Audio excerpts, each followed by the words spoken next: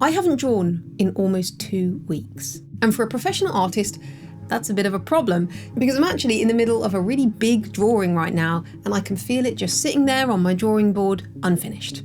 The ironic part is I made a video recently called Why You Never Have Time to Draw, talking about how important it is to make time for your art, and then I immediately went and did the opposite.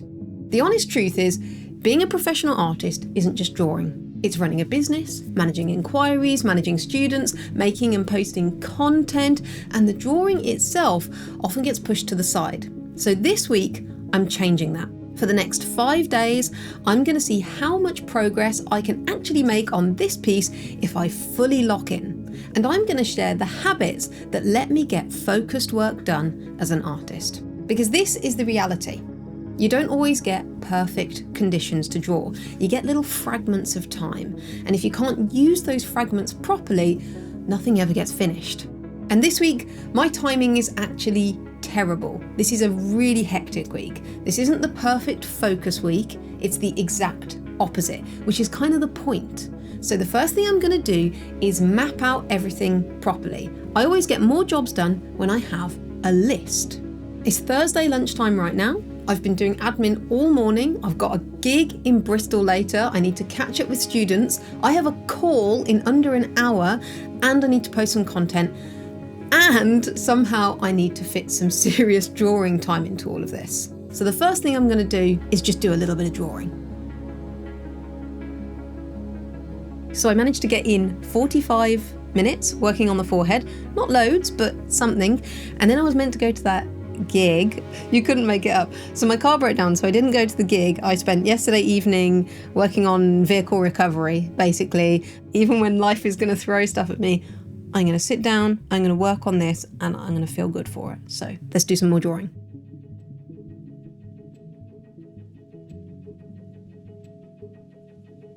I really enjoyed this drawing session. It was long enough for me to knuckle down and finish the forehead, working on all these intricate details, which I just love doing. But since finishing the forehead, things haven't exactly gone to plan. I really felt like I was picking up some momentum here, but it's now Monday. And I completely forgot I had pre-arranged plans over the weekend. So I had lots of fun, but I had planned to get in about 8 to 10 hours of drawing, which hasn't happened. When things don't go to plan, we don't give up. We try again. I have some time today and I'm going to make the most of it. So, whilst I crack on with the drawing, let's talk about focus. You may want to draw for 5 minutes or 5 hours, but the ability to settle into your work quickly is incredibly valuable. And over the years, I've found a simple trick that helps me to do exactly that. It starts with an idea called habit pairing. Habit pairing is usually used to build new habits. The basic idea is that instead of relying on motivation, you attach a new behaviour to something that you already do consistently.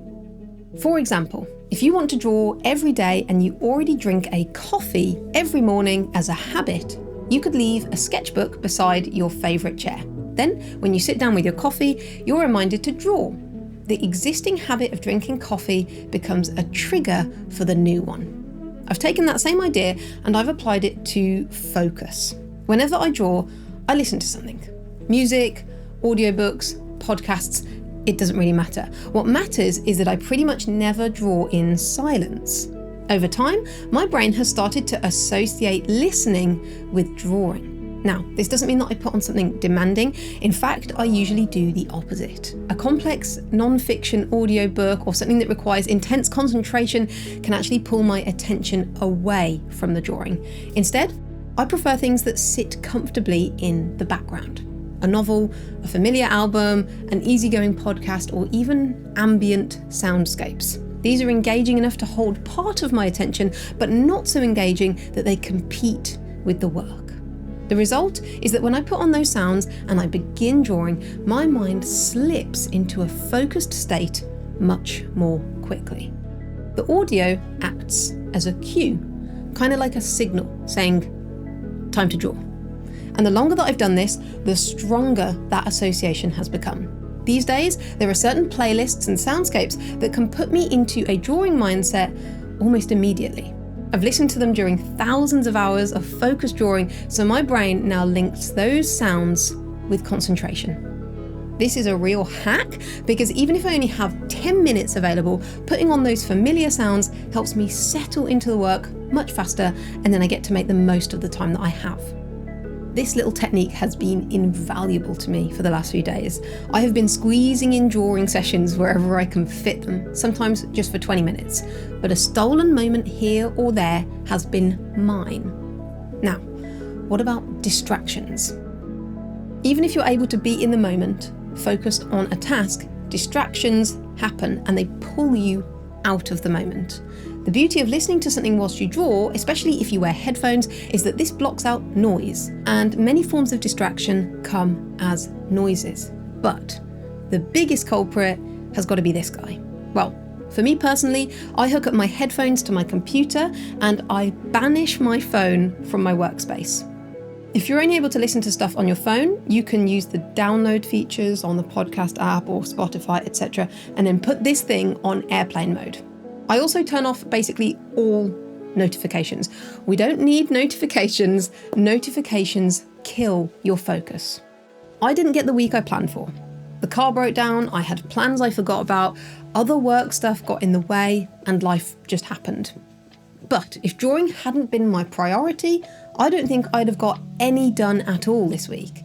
That was the case last week and the week before, but instead I managed to do 8 hours. I finished the forehead, I drew the nose, and I started the cheek, which feels like meaningful progress. And even if you can only steal 10 minutes a day, it counts and it makes a difference. I hope you found this helpful. If you like hyperrealism and you're interested in learning how to create your own hyperrealistic drawings, I have a secret to tell you. Hyperrealism isn't a superpower or an innate gift. It's a skill that can be learned. I've taught students in over 60 countries how to create hyperrealistic drawings of their own. Check out the link in the description to find out more. If you want to support the channel, give the video a like, and if you'd like more from me, hit the subscribe button and the notification bell so you never miss a video. Thanks so much for watching, and I'll see you on the next one.